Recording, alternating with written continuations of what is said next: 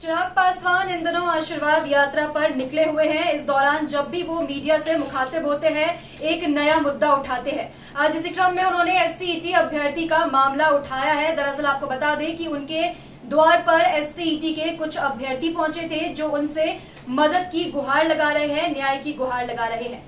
क्या कुछ चिराग पासवान कह रहे हैं और एसटीईटी अभ्यर्थी उनसे क्या कुछ मांग कर रहे हैं, आपको दिखाते हैं। और कोई स्टूडेंट आइए है बहुत सारा, लेकिन कोई दिक्कत। एसटीईटी का आप लोग जानते हैं कि 2019 से मामला, आज से नहीं अटका हुआ। 2019 अभी चल रहा है 2021 में एक बार फॉर्म बढ़ाया, ऑफलाइन एग्जाम ली गई, रद्द कर दी गई, फिर ऑनलाइन लिया गया, फिर भी एक बार रिजल्ट दिया गया। 12 मार्च को रिजल्ट आया। 12 विषयों को आप लोग देखते हैं कि 12 विषयों को रिजल्ट आया, 24,599 12 सब्जेक्ट का।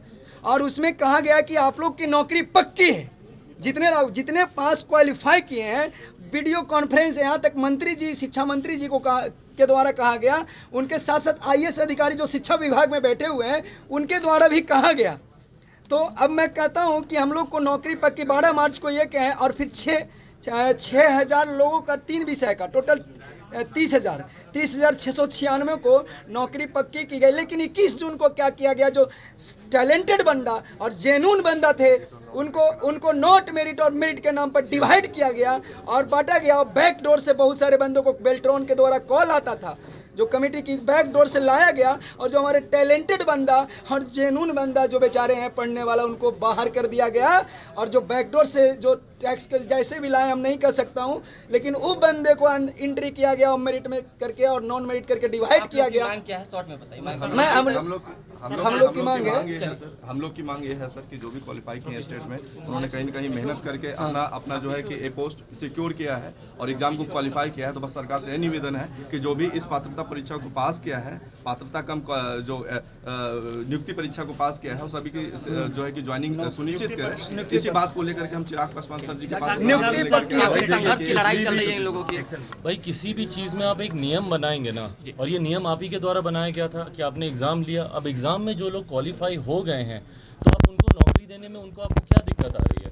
उसमें अब एग्ज़ाम होने के बाद जब आपके पास सीट आपके पास अवेलेबल है, जब आपके पास वैकेंसी है वहाँ पर, उसके बाद उनको वहाँ पर भर्ती करने में आपको क्या दिक्कत आ रही है? और ये अनियमितता, ये जो हर विभाग में इन्होंने बना दी है, एसटीईटी का तो मामला है ही, पर हर जगह भाई आप एक नियम बनाते हैं, उस नियम को आप खुद फॉलो नहीं करते हैं। और उसके बाद जब हमारे बच्चे, जब छात्र जब सड़क पर आते हैं, इनके ऊपर आप लाठियां भी चलाते हैं, इनको आप दिन रात दौड़ाते हैं। भाई, ये आज की तारीख में पढ़ा लिखा बिहार का युवा है, जो कि सक्षम है बिहार को आगे लेके जाने के लिए।